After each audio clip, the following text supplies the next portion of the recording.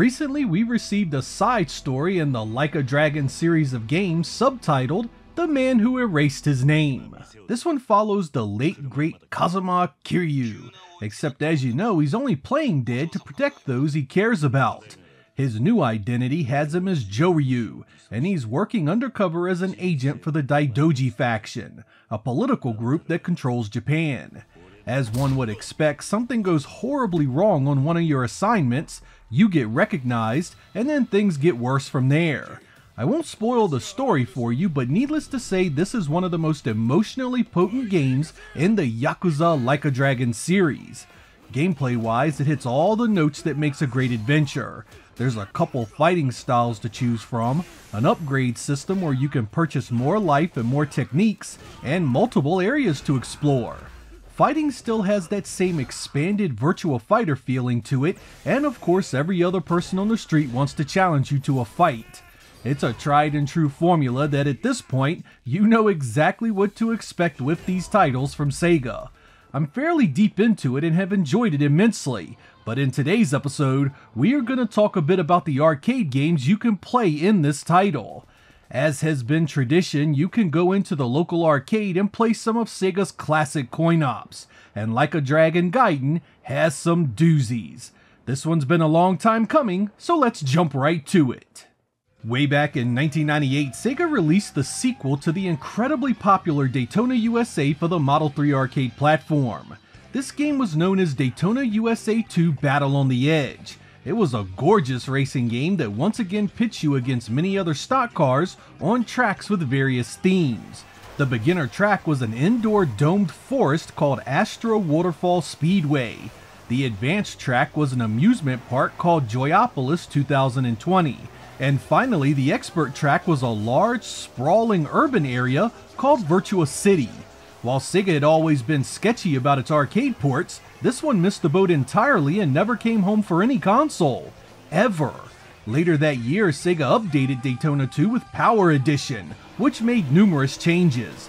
The largest of those changes was the beginner track, which is now completely remodeled into a more traditional oval track similar to the original Daytona. They also added a challenge course that rewove all three tracks into a super long race, and they added the Hornet car as a special class with its own characteristics. Like Battle on the Edge, Power Edition was never ported to a home console, and for years, it stayed that way. The first Daytona USA would see multiple releases and updates across console and arcade, yet versions of Daytona USA 2 sat by the wayside, only accessible at home through emulation. Well, that is until now. One of the arcade games available in Like a Dragon Gaiden is none other than Sega Racing Classic 2, a rebranding of Daytona USA 2 Power Edition now that Sega no longer has the Daytona license.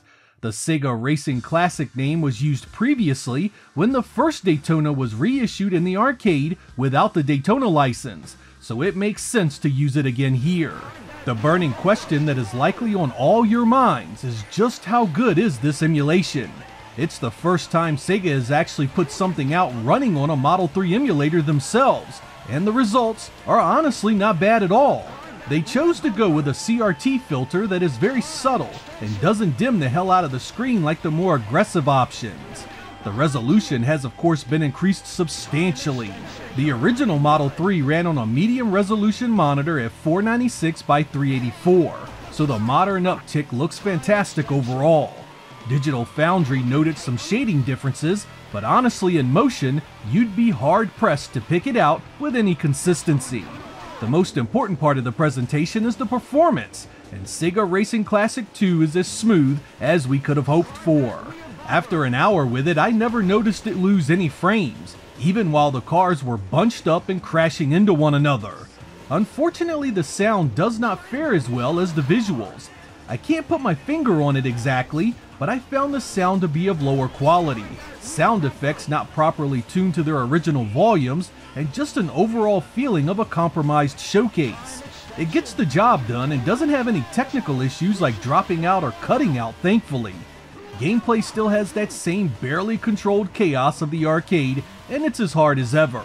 The time limit does not suffer mistakes, and a few crashes will usually mean you're not going to finish the race on the harder tracks. One thing about this game that a lot of people get wrong in their expectations, it does not feel like the original Daytona USA. The cars are far more unwieldy in their handling. The AI is more aggressive and actively plays bumper cars with you the entire time. And the power sliding mechanic feels nothing of the sort here. This is an entirely different feel from the original Daytona, and even feels different from Battle on the Edge to a degree. Power Edition clearly made tweaks to the gameplay, and the addition of the Hornet was meant to shake things up even further. As good as the emulation is, and as happy as I am to see this finally come home, I do have a few negative things to report. There is no way to change any of the options in the game. There's no easy mode or timer adjustments here, so prepare for many races that time out. You're gonna need to get used to this one, graduate to the faster cars, and get used to the manual transmission for better speed control. In other words, prepare for a time investment to see the higher placements. I was also really sad to see that there is no option to choose Battle on the Edge instead of Power Edition. The first track in Battle on the Edge was so much better. That indoor arena was gorgeous, and you have no way of playing it here. I still love the fact that we now have an official home Daytona USA 2 port. I just hope Sega creates a standalone product for this with additional options.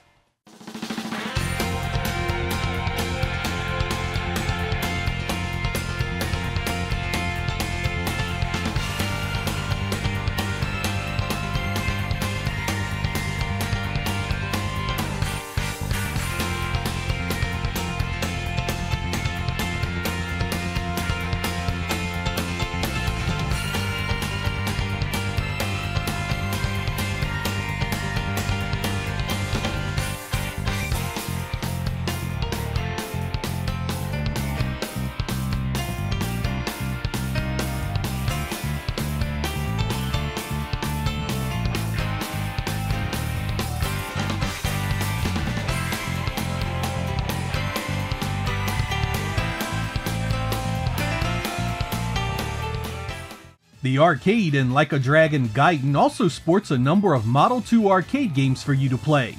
First up is Sonic the Fighters. This is a one-on-one fighting game featuring the Little Blue Blur himself.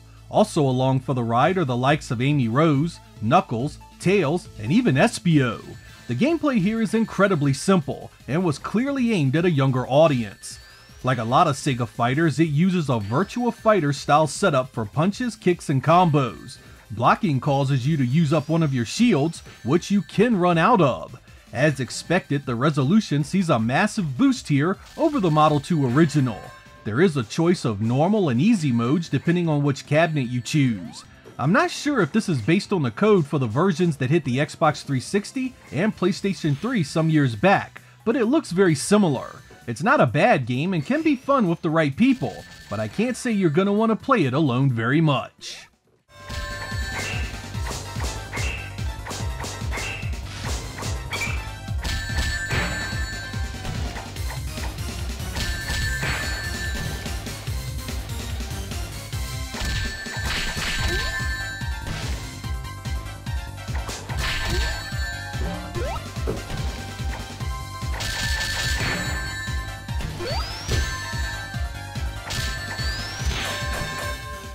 Virtua Fighter 2.1 also makes a showing from the Sega Model 2. The monster resolution bump turns this one into an absolute work of art visually. Just look at those models in 3D backdrops. I mean, this one is still as pretty as ever nearly 30 years later. I found some of the sound effects to be off a tad, but overall the emulation quality is very nice. Like Sonic the Fighters, it gives you two cabinet options for easy and normal, though you won't notice much difference between the two because the arcade was so hard to begin with. The later fighters will tear newbies apart, but keep at it and you'll soon learn the moves you need to see the incredible final battle.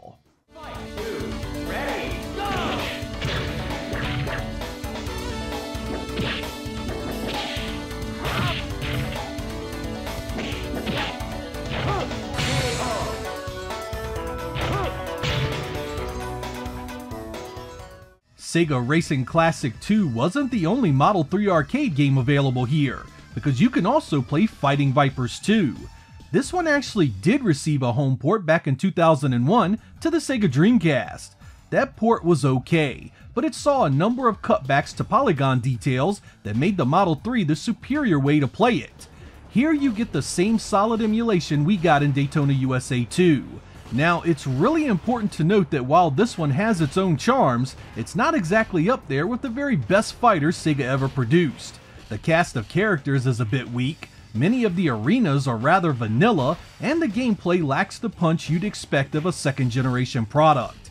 It does still have those glorious ring outs, the armors you can break off, and a fun soundtrack, so I think it has enough to offer if you enjoyed the original. This again has the easy and normal cabinets to choose from, but you can't change any options beyond that outside of the button configuration. It's still fantastic to see Sega branch out a little and start emulating their later arcade systems. With any luck, the attention this has received will motivate them to do more. Stuff like Sega Rally 2 and Spike Out are just begging for attention.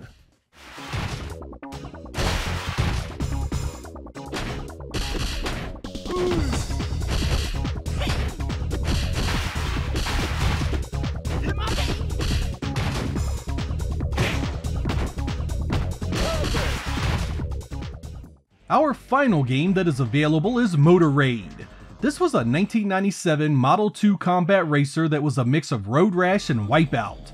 You travel to several planets and race your bike across twisting courses against multiple opponents.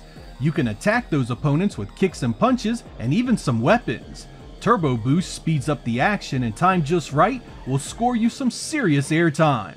Like most of the others, you get a choice of easy and normal difficulties depending on which side of the twin cab you choose. This game also has a rather unique history. It was designed originally as an upgrade for Sega's Minx TT cabinets, and as you can imagine, it meant it was quite rare, so finding one today can be tough depending on where you're located. It isn't the first time it's appeared in Sega's games either. This one was available in Judgment, which was released back in 2018. It's good to see it here as well, though a Sega Rally edition in the future would be appreciated even more.